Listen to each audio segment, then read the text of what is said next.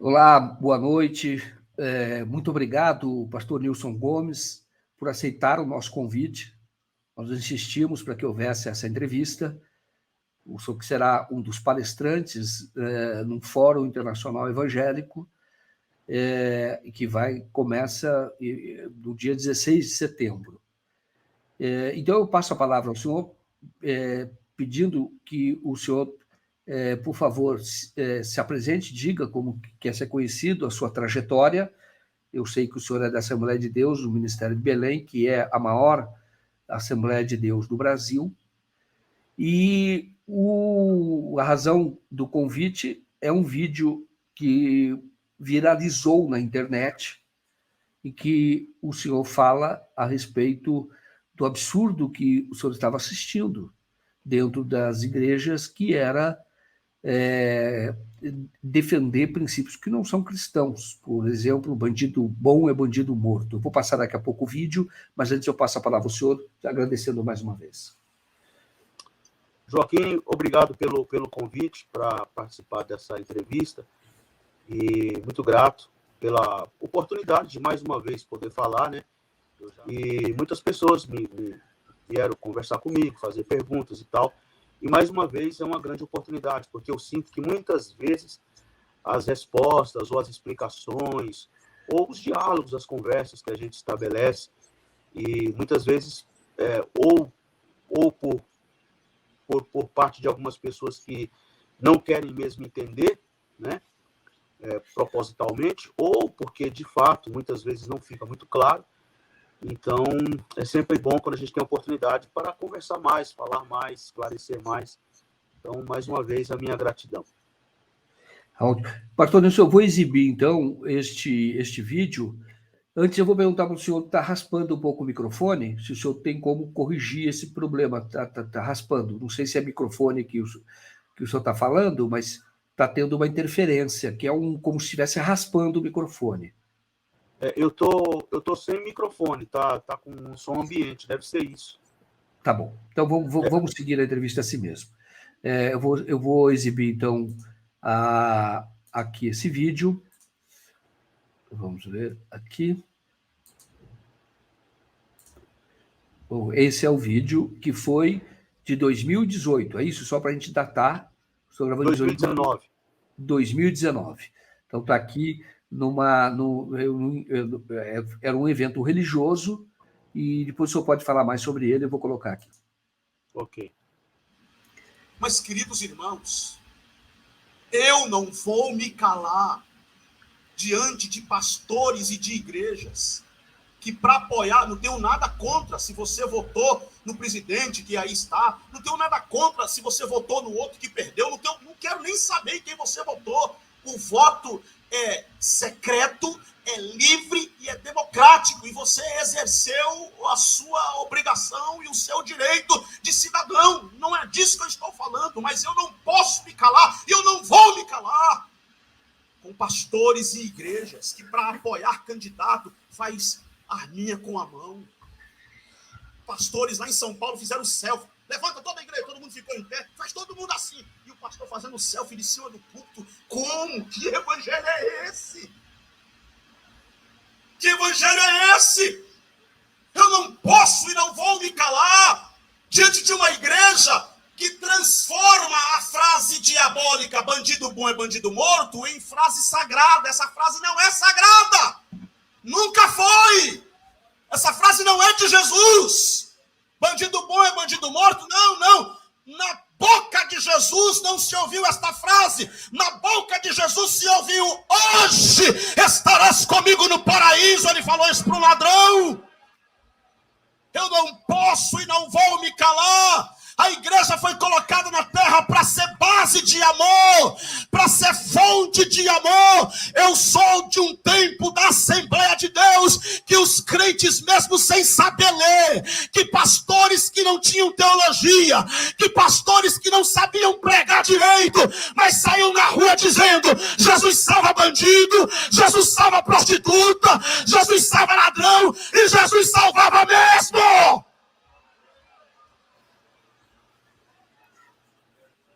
E o que é que está acontecendo com a igreja? Por que a igreja mudou? rumo aí. Vote em quem você quiser, repito. Apoie o candidato que você quiser, você é livre para isso.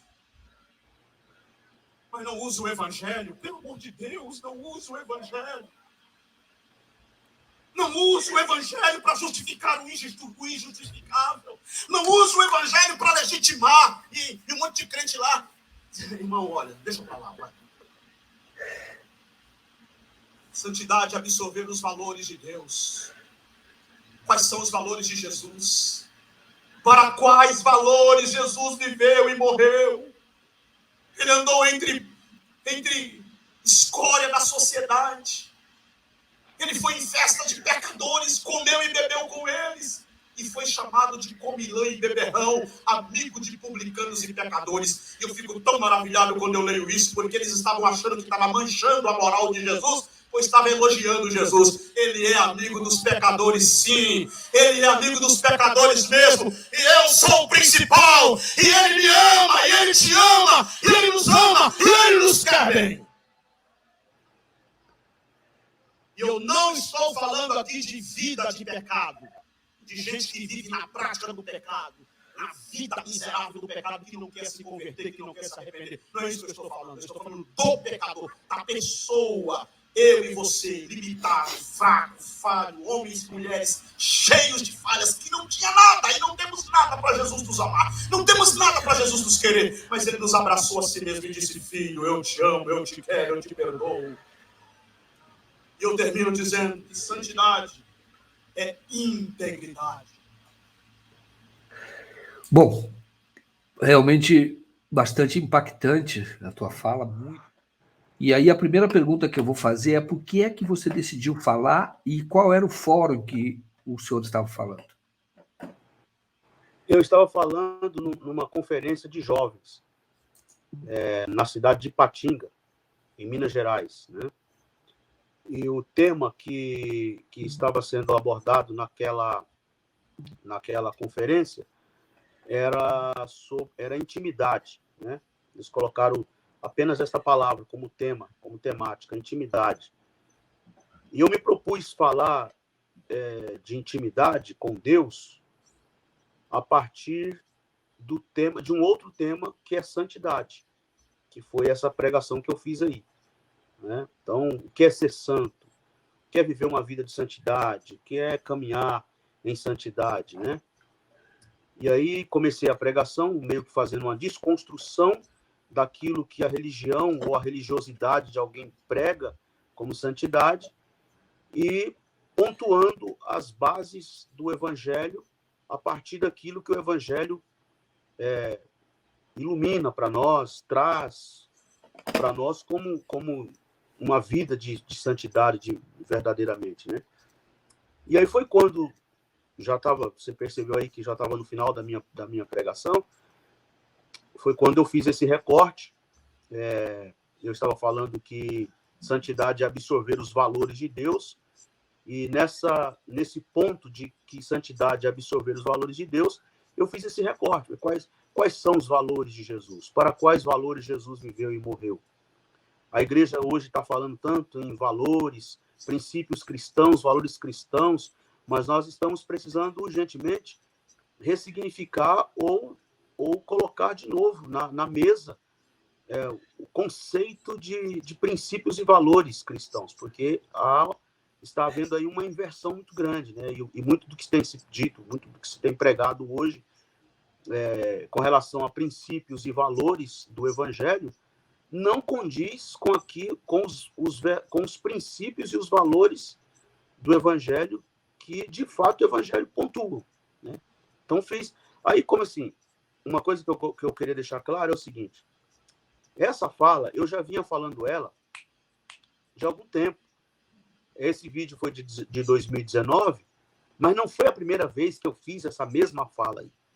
Eu já havia feito essa fala anteriormente, em 2018, em 2017, né? Inclusive, em 2016, aconteceu uma situação em que eu fiz um texto no YouTube, no Facebook, escrevi um texto lá no Facebook, em 2016, quando estavam falando, né, já estava vendo assim, um comentário bem expressivo em relação à pessoa do presidente para concorrer, para disputar a campanha eleitoral do presidente do Brasil. A maioria dos evangélicos nem conheciam ele, nem sabiam que era ele, né?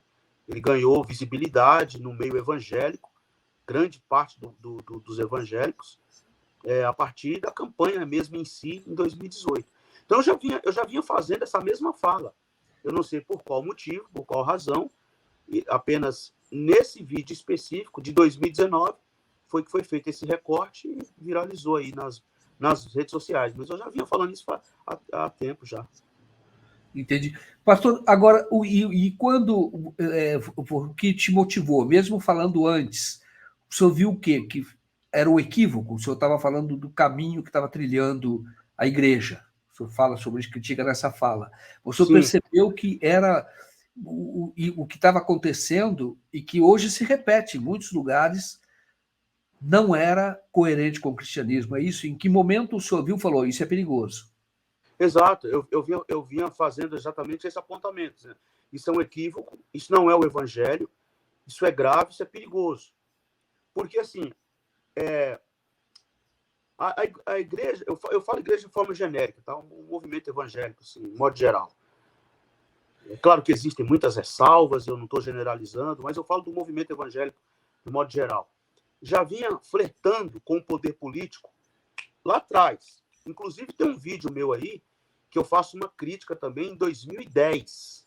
Então, algumas pessoas que gostam de me rotular, de me chamar de petista, de disso e daquilo outro, perguntam onde eu estava quando o PT estava isso, quando o PT estava aquilo, quando o Lula, quando a Dilma, quando não sei mais quem.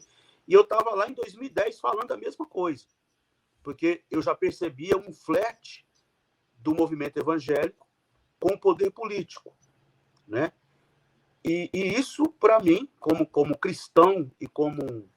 Eu não me considero um teólogo, né? Embora eu tenha a minha formação teológica, mas eu não me considero um teólogo do ponto de vista do cara que produz teologia, do cara acadêmico, do cara que está aí de forma acadêmica, produzindo grandes elaborações teológicas. Mas o pouquinho que eu conheço de leitura da Bíblia, do Evangelho e de teologia, se você voltar lá atrás, no século V, Constantino transforma o cristianismo em religião oficial do Estado. E o que você tem ao longo de 1000 anos, aproximadamente, aí, segundo os pesquisadores, os grandes historiadores? Você tem aquele longo período medieval, a Idade Média, que você tem uma igreja estatal, uma igreja imperial, uma igreja divorciada da doutrina dos apóstolos, que foge completamente dos princípios e dos valores do Evangelho. Então, eu comecei a fazer essa denúncia a partir, inclusive, dessa leitura. Assim, olha, a gente já tem um exemplo aí clássico na história, igreja medieval. Lá na frente você tem Lutero com as suas 95 teses, provocando o movimento da Reforma Protestante, logo após o movimento do renascentista do século XV, e você tem, a partir do século XVI, esse movimento da Reforma Protestante. Então, a gente já tem um exemplo clássico aí na história, e agora nós estamos assistindo um flerte de grandes figurões aí do movimento evangélico, de grandes personalidades, grandes líderes aí do movimento evangélico, flertando com o poder político, e isso é grave, isso é perigoso. E mais grave, mais perigoso ainda, quando o evangelho começa a ser distorcido. O evangelho passa a ser distorcido de forma proposital, de forma premeditada, que eu chamo eu não, né? Nós temos aí, se for fazer uma leitura mais teológica, a Bíblia chama isso de apostasia. Você tem aí uma deturpação do evangelho, um evangelho distorcido e, sobretudo, sendo instrumentalizado para sei lá, financiar ou patrocinar ou se transformar num grande fiador, da maneira como quiser chamar, do poder político. E a igreja, como eu disse lá no vídeo, eu defendo que a igreja tem uma vocação política, mas essa vocação política que eu digo lá no vídeo é aquilo que nós chamamos de vocação profética, ou seja, a igreja precisa ser consciência do Estado e não uma empoderada pelo Estado para, ao invés de provocar e produzir justiça, como carvalho de justiça para a manifestação da glória de Deus, como diz lá em Isaías capítulo 61, versículo 3, ela passar a ser uma conivente de injustiças, instrumento de injustiça. Então, basicamente, eu vinha fazendo esse tipo de leitura lá de trás, como eu já mencionei aqui, desde 2009, 2010. Em 2018, a coisa se acirrou. Se você tem um flerte lá pelos anos de 2009, 2010, ou mais anterior, né? mais anterior a essa data, eu estou falando dessa data porque foi a data que eu comecei a falar ali, basicamente. Se você tem um flerte aí nesse período, tem uma espécie de vamos dizer assim, um namoro, a partir de 2018 você tem basicamente um casamento. É quase que uma repetição do que aconteceu no século V com Constantino, quando transforma o cristianismo em religião oficial do Estado. Certo. Pastor, como é que o senhor vê, por exemplo, quando muitas pessoas se referem ao atual presidente como Messias? Isso é muito falado, que ele é o Messias, o Salvador, o coloca como uma figura divina, praticamente, ou quase divina. Nós estamos vendo isso. Para mim, se tratando de igreja, isso é gravíssimo. Gravíssimo. Isso configura, inclusive, um prenúncio do anticristo. Nós temos claramente, e aí é dentro do campo escatológico, né, a figura do anticristo, o capítulo 2 da primeira epístola do apóstolo João, já no finzinho da Bíblia ali, primeira epístola, capítulo 2, versículo 18 a seguir, João é quem usa esse termo, né, anticristo. Filhinhos, é já a última hora, como ouvistes que vem o anticristo, né, artigo definido, o anticristo, essa figura do anticristo. Aí ele diz assim, também agora muitos anticristos têm surgido por onde conhecemos que é já a última hora. Mais adiante ele diz que o espírito do anticristo já opera, já está no mundo e já opera, né? Isso João falando lá atrás, no primeiro século. Então, vê hoje, no século XXI, em pleno 2022, um movimento evangélico que eleva a figura ou a pessoa do presidente da República a uma espécie de um Messias, de um salvador da pátria, isso configura para mim uma blasfêmia enorme, isso é trágico, uma blasfêmia enorme e, para dizer pouco, um prenúncio, escatologicamente falando, um prenúncio da figura do anticristo. E qual seria a saída para que isto não ocorra? Como, na sua opinião, os evangélicos, de uma maneira geral, falando do movimento evangélico, devem se comportar? Eu publiquei um livro em 2019, no mesmo ano desse vídeo aí, com o título Igreja Deformada, uma análise da aguda crise do movimento evangélico brasileiro. Esse é o subtítulo do livro. E o que eu prego nesse livro, e venho pregando nos púlpitos, nas pregações, nas palestras, é que a igreja precisa fazer o caminho de volta. Ela precisa voltar à velha mensagem da cruz, ela precisa voltar à velha mensagem dos apóstolos, a doutrina dos apóstolos, lá de Atos capítulo 2. Não é voltar, vamos repetir de novo a igreja primitiva, que isso não existe, né? Mas quando eu digo voltar, é voltar às bases, né? Voltar aquilo que é essencial da mensagem cristã. Então a igreja precisa fazer o caminho de volta, voltar à velha mensagem da cruz, abrir mão de querer ser a igreja empoderada, de querer ser a igreja do poder, de querer ser a igreja política, e abraçar a proposta de Jesus, que é bacia com água e toalha nas mãos para lavar os pés dos oprimidos, para ser voz do abandonado, para ser abrigo para o estrangeiro, para ser pai do órfão, marido da viúva, para ser resposta de Deus para os que sofrem.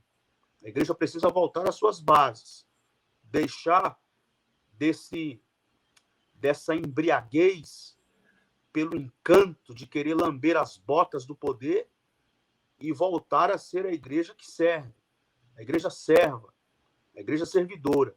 Ou ela faz esse caminho de volta, caminho de volta à velha mensagem da cruz, como já pontuei, o caminho de volta ao Evangelho, abrir mão desse empoderamento político e voltar ao Evangelho, porque o poder da igreja já foi dado por Jesus. Jesus já deu poder à igreja, ela já tem.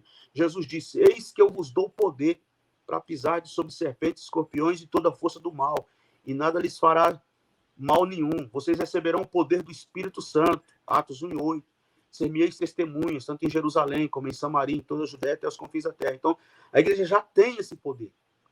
E esse discurso moralista que a igreja anda pregando, esse discurso moralista, ela precisa também abandonar esse discurso, porque isso é nada mais, nada menos que uma cortina de fumaça para legitimar a sua militância política partidária e abandonar o seu primeiro amor, abandonar a fé, abandonar o evangelho.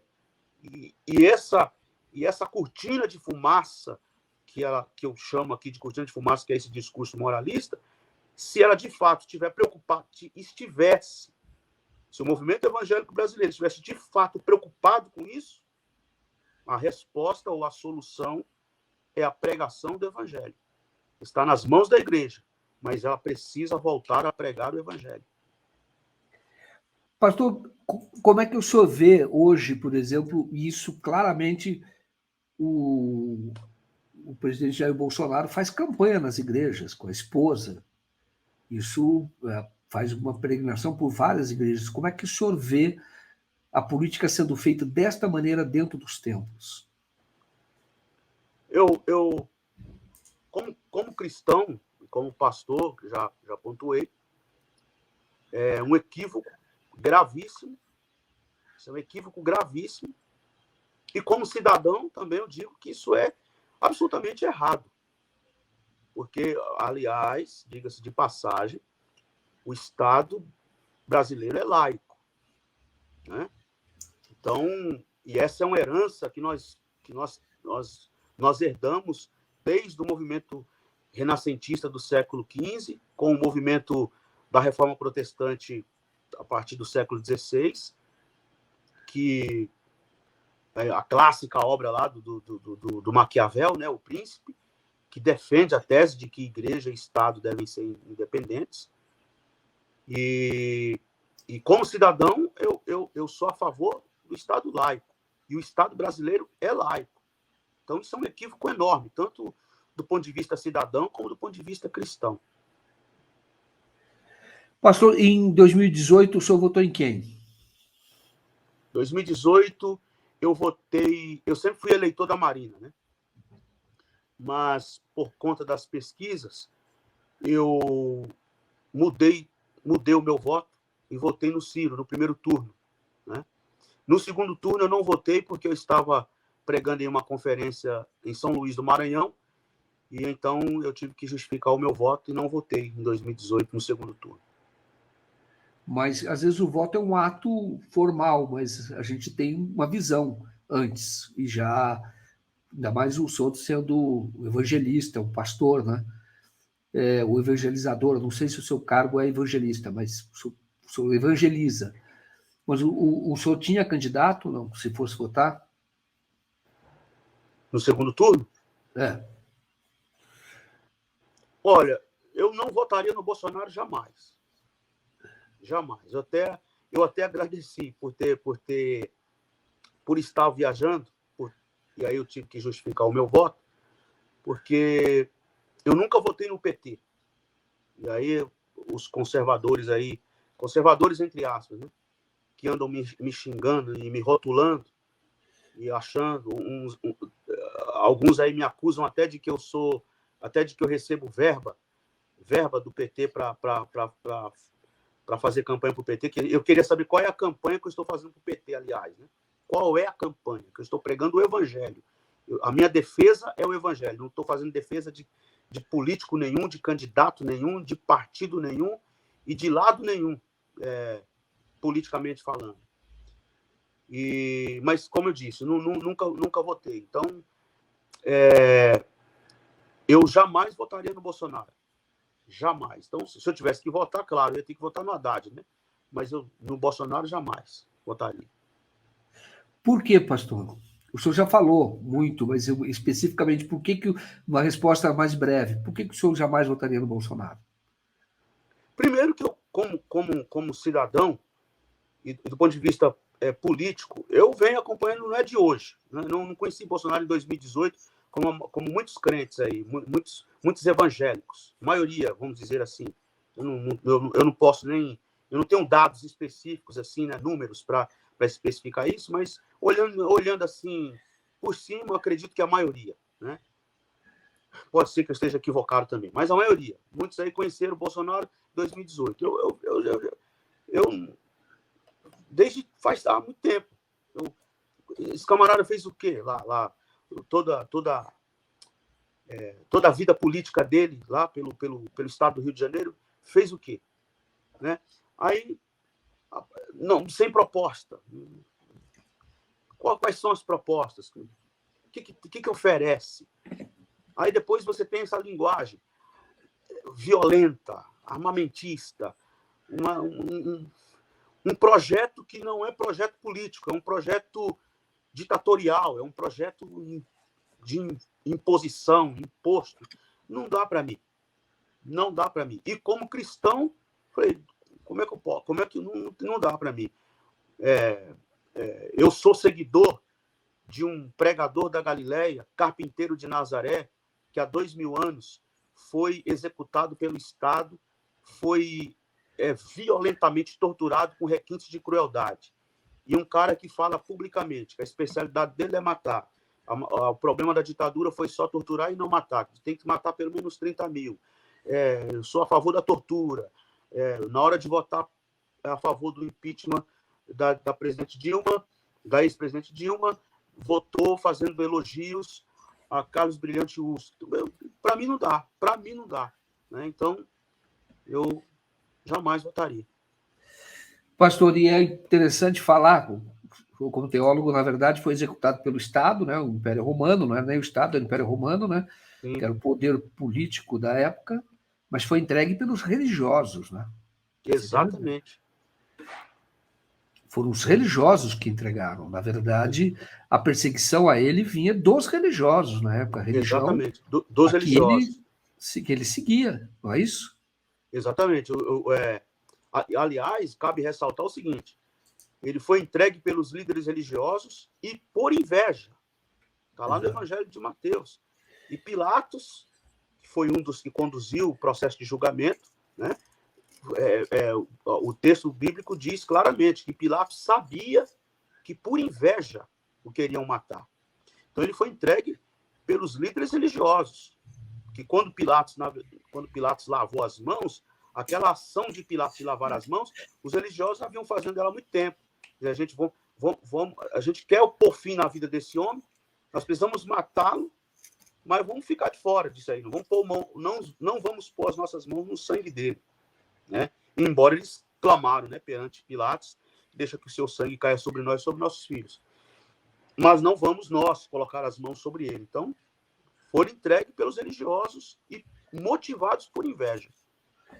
Não, quando eu pergunto isso é porque, claro, nada se compara a Cristo. Mas hoje, o que aconteceu naquela ocasião mostrava uma aliança entre os religiosos e o poder político. Poderíamos dizer o Estado. E nós estamos vendo isso. É muito difícil você não ver essa relação que existe entre aquele momento e o momento que nós vivemos. Não que esteja perseguindo o político-alvo, não é isso, mas da associação dos líderes religiosos com os poderosos, claramente, para ter benefícios, e acabam tendo. Eu não sei exatamente quais são os benefícios, mas nós vemos que líderes de várias igrejas estão muito próximos e fazendo campanha, muito empenhados. E naquela ocasião, fala até que Pôncio Pilatos, ele via os líderes religiosos até com certo temor, porque eram ricos, né? Então, na época, tinha um poder de influência, né? Eu não sei se o senhor concorda com isso que eu estou colocando. Sim, eles tinham poder de influência, tanto que tinham poder de influência, né, que foram capazes, né, de ter acesso, tiveram acesso, assim, E da maneira como a gente lê no Evangelho, não foi difícil, né? A maneira como eles tramitaram tudo, né? Fizeram todo aquela trâmite, toda a trama, né? O texto de Lucas, capítulo 22, basicamente, mostra para nós exatamente isso. Eles estavam reunidos de portas fechadas. Agora, toda vez que eu leio aqui, eu fico pensando, como é que você consegue conceber que líderes religiosos, que sacerdotes, que pastores estão em um gabinete pastoral fechados, tramando uma estratégia de como poderiam matar Jesus? Está claro isso lá no Evangelho de Lucas, capítulo 22. E exatamente isso, né? Eles tinham autonomia para julgar as questões religiosas, né? Você tinha lá como é que chama?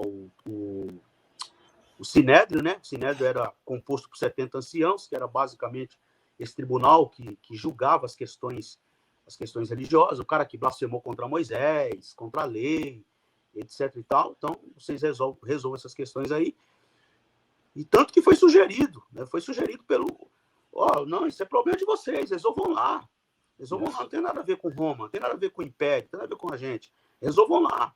Mas eles fizeram de tudo para transferir. Não, vamos transferir esse negócio aqui, vamos levar para lá e a gente tem que fazer entender, para o Império que esse cara é uma ameaça. E que assim, é um outro detalhe, né? Roma não saía crucificando assim, esse cara é feio, vamos crucificá-lo.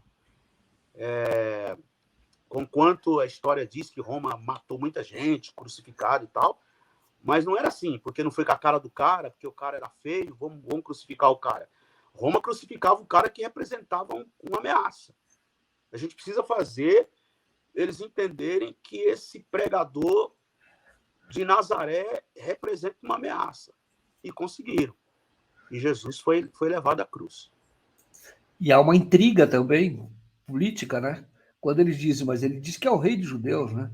E o Pôncio Pilatos tinha lealdade ao imperador, que era o rei. Não podia ter dois reis no mesmo território. Então tem até a passagem quando eu vi a Marina falar isso uma vez. Ela diz assim, olha, quando ela demorou para entender, quando o Pilatos pergunta para ele, tu és o rei dos judeus? E ele fala, tu dizes. E ali a Marina interpreta isso e diz, olha, você não está vendo que toda essa cena montada, é claro que tem importância. Tudo isso que está acontecendo mostra, é você que está dizendo, é essa ação que está dizendo.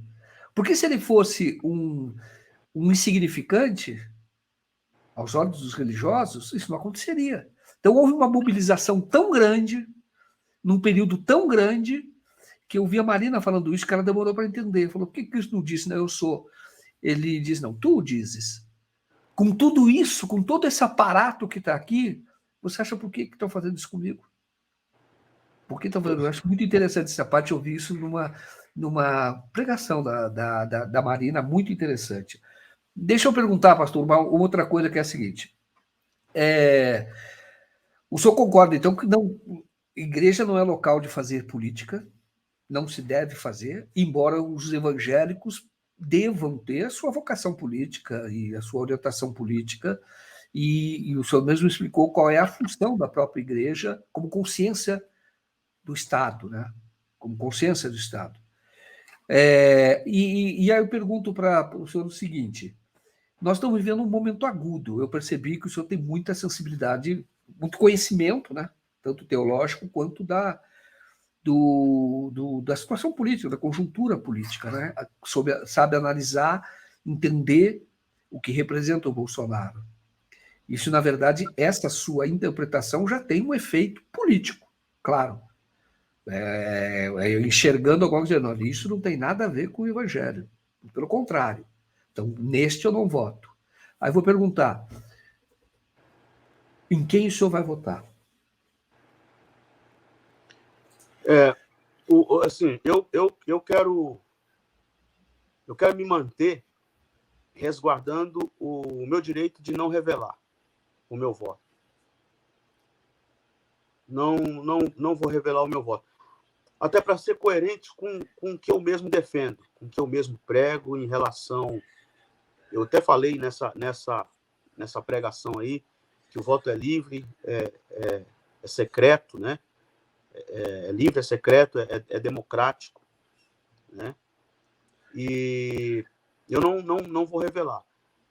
Eu sei em quem que eu não vou votar, com certeza, com segurança. Não voto. Não votei se eu não votei em 2018, tampouco agora, né? Mas em quem votarei, eu vou me dar o direito de não revelar o meu voto. Pastor, o senhor teme ser perseguido caso revele? Hein? O senhor teme ser perseguido caso revele? Não, porque perseguido eu já estou sendo, né? Eu revelando ou não, eu já sofro perseguição, ameaças, inclusive desde 2020, quando esse vídeo aí viralizou, eu não estava nem sabendo o que estava acontecendo, foi bem naquele período bem restrito da pandemia, né? Quando estava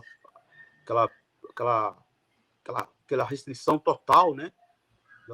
Na pandemia, ali entre abril e maio, final de abril para o mês de maio, e eu não estava nem sabendo o que estava acontecendo, e aí comecei a receber mensagens, e recebi entre as quais uma ou duas configurando ameaça, né? Então, assim, independente de eu revelar ou não, eu já estou sendo perseguido. Então, não é por isso, não. É porque eu quero me dar mesmo o direito de manter o meu voto em sigilo. Não quero levar também ninguém a ser influenciado. Eu como um pastor, como uma figura aí que está aí, que prega, que tem, né? Eu sou um pregador do evangelho e não quero que ninguém seja motivado, influenciado por mim, por questões políticas, vamos dizer assim, a não ser que seja influenciado por mim pelo evangelho. Que essa influência seja, se eu exercer influência na vida de alguém, que seja a partir do evangelho. Do ponto de vista político, no máximo, se eu puder contribuir, trazer uma consciência política, uma conscientização, que é outra coisa que as pessoas confundem muito, e muitas vezes as pessoas ficam me questionando. Não pode ser omisso, você está em cima do muro, você não pode ficar em cima do muro. Não, eu não estou em cima do muro. Não estou em cima do muro e não sou omisso. Ficar em cima do muro e ser omisso é uma coisa. E ter consciência política é outra. Eu defendo consciência política. Então, se eu puder, no máximo, de alguma maneira, contribuir pregando essa consciência política para as pessoas, no máximo isso. Contrário, não. Pastor, dentro da igreja, o senhor está sendo perseguido, o senhor falou de rede social, das pessoas que te atacam. Agora, dentro da igreja, entre seus pares, entre outros pastores, o senhor está sendo perseguido? Na minha igreja, exatamente onde congrego, não. Eu congrego na sede central, no Belenzinho, São Paulo, e nenhum tipo de retaliação, nem de perseguição, nem nada, né? Até aqui, não. Agora, como eu sou um pregador itinerante, viajo por vários estados, várias cidades, a convites para pregar, para dar palestras, para participar de conferências, e etc. e tal, e aí sim, eu já fui boicotado, já tive a agenda cancelada, faltando 3 dias por evento, o camarada me ligou, cancelando com estas palavras: você é um pastor que não apoia o nosso presidente Bolsonaro. Se você é um pastor que não apoia o nosso presidente Bolsonaro, está cancelado. Cancelou, já tinha comprado passagem, tudo, cancelaram. E outros boicotes, né? Que eu não diretamente, mas que eu soube posteriormente, fulano de tal, cidade tal, assim, diz que lá você não vai mais e tal. Isso aí, sim, tem acontecido até com uma certa frequência, inclusive. Mas, por outro lado, também, tenho recebido muitos convites, continuo pregando, como agora mesmo, estou aqui no estado de Rondônia, Tenho muitos pastores amigos dentro da minha denominação, Assembleia de Deus, que me conhecem, não é de hoje. Eu prego desde criança, né? Desde os anos 80, quando estava na moda dos meninos prodígios na pregação, né? Na época dos discos vinil, aí gravava disco, e eu, naquela época lá, meu pai começou a como é que diz? A me enveredar por esse caminho da pregação, escrever sermão para eu pregar e tal. Tem até um sermão aí que eu preguei em 2000 não. Eu preguei em 1989, véspera, dia 7 de setembro de 1989. Agora mesmo, 7 de setembro, eu soltei um trechinho lá, porque meu pai era leigo, meu pai era um leigo, mas meu pai gostava muito de uma pregação contextualizada. E aí, 7 de setembro, estava chegando as eleições das disputas entre Collor e Lula, né?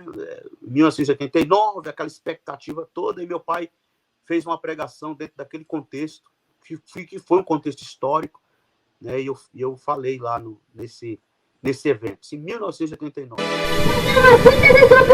hoje, 7 de setembro, nesta data, nossa nação comemora mais um dia da independência do Brasil. Independência essa que das mãos fluiu Ipiranga. Dom Pedro I, aquele bravo herói, ele deu um grito e assim proclamou a liberdade da nossa pátria, deixando que a nossa nação pudesse se libertar das garras e dos poderios das nações opressoras.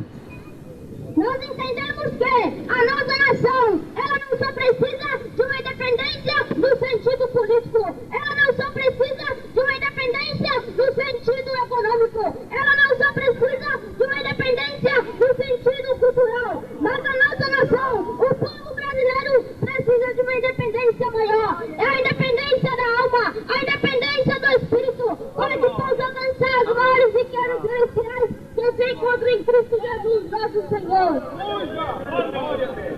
Quem pode trazer essa independência à nossa nação? Quem pode fazer com que o nosso povo seja independente?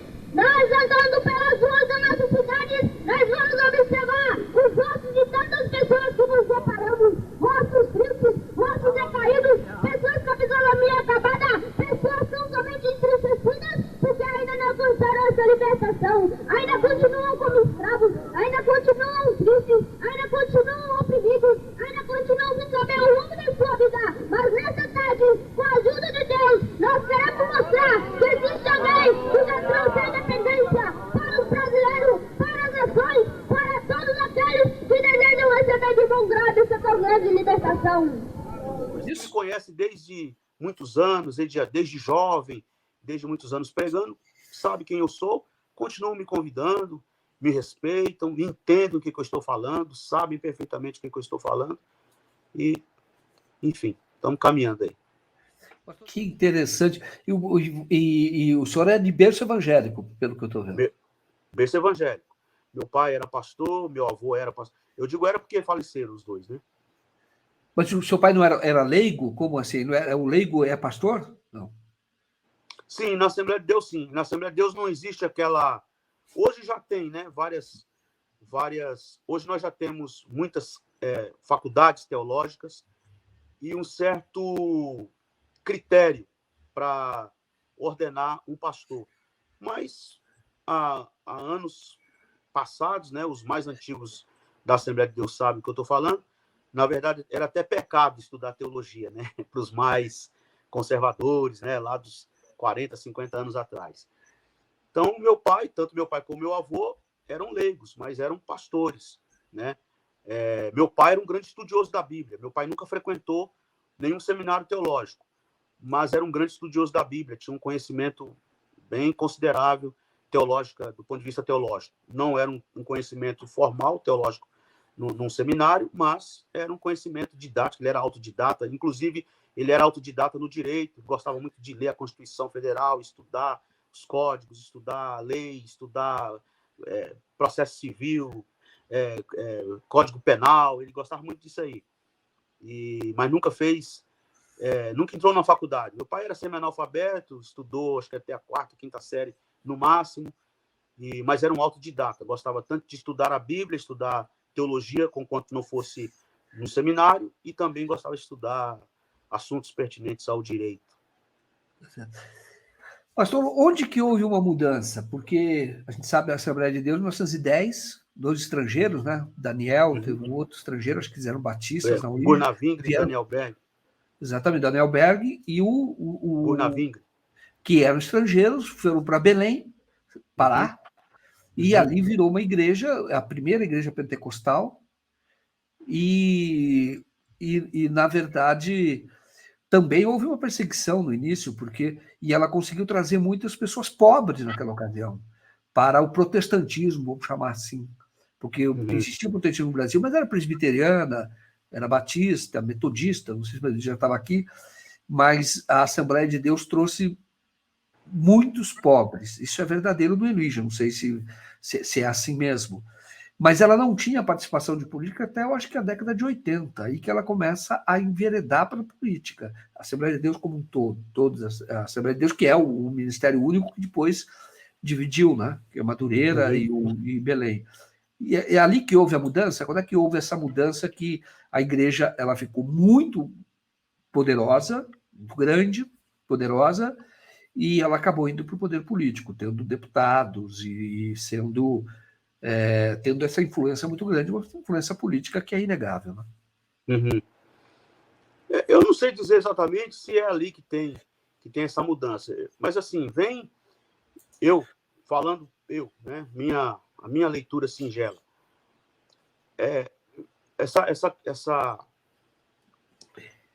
essa questão política ela vem meio que sorrateiramente, vem aos poucos, ela vem sendo introduzida sorrateiramente, vem devagarinho, tal. Esse desejo de ser um movimento empoderado, né? De ser uma igreja empoderada, de ser uma igreja do poder, vamos dizer assim, né? Isso foi sendo alimentado, vem sendo alimentado e foi sendo alimentado. E com um grande crescimento, você tem aí, como você pontuou aí, e é verdade, na história da Assembleia de Deus, ela começa entre os pobres, começa em regiões pobres, começa em vilarejos, começa em roças, em povoados, em aldeias. Quando chega na cidade grande, São Paulo, Rio, Belo Horizonte, por exemplo, ela começa nas comunidades, né? Nas favelas, nas periferias. Tanto que ainda hoje, o movimento pentecostal, as Assembleias de Deus, na periferia, nas comunidades, nas favelas, faz um trabalho extraordinário, um trabalho fenomenal. Eu não é porque sou assembleano pentecostal, mas eu sou um apaixonado pelo trabalho sério. Assim, é claro que a discussão é muito longa, muito ampla. Estou fazendo aqui um recorte muito pequeno, muito singelo.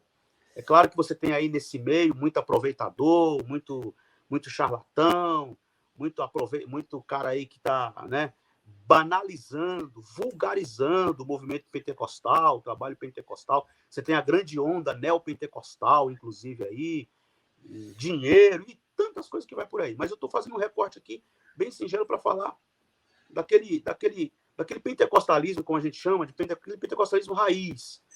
Pessoas sérias, honestas, que estão ali nas favelas, nas comunidades, nos interiores, lidando com gente pobre, com gente leiga, com gente analfabeta, semi-analfabeta, e trazendo minimamente, além da pregação do evangelho, de esperança para essas pessoas, mas minimamente um resgate da sua dignidade. Olha, você importa, você é gente, e eu acho lindo isso.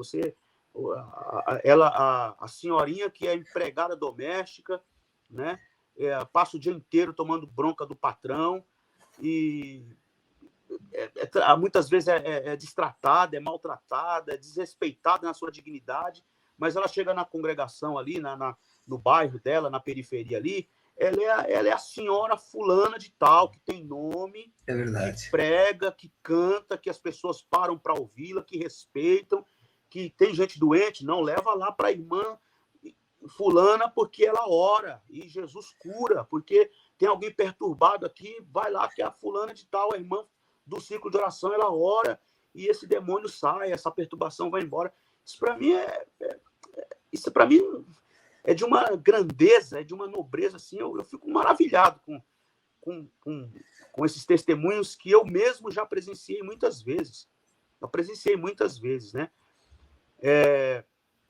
E esse movimento cresce, se torna um movimento não só mais dos pobres, da periferia, mas você tem hoje aí pessoas de todas as escalas, né, de todos os níveis sociais, médico, juiz, advogado, engenheiro, e políticos, né? Políticos aí de cargos que vai de vereador, né? Só não chegou ainda à presidência da República, mas tem gente com vontade de chegar lá também. Mas cargos aí que vai de vereador ao Senado, né? Então, esse flerte com o poder político, esse desejo de ser uma igreja do poder, vem sendo alimentado. E com essa grande explosão, com desse crescimento numérico, e esse grande leque que se abre aí nas várias camadas sociais, se tornou um prato cheio, um terreno muito fértil. Perfeito. Bom, para a gente encerrar, você acredita que Bolsonaro é um anticristo? São vários os anticristos, não há? Viriam vários. Né? São muitos. João disse que são muitos anticristos, né? Muitos. Ele não é o anticristo. Ele não é, mas ele é um dos, né? Ele é meio, eu diria assim, ele é essa figura que eu posso dizer assim,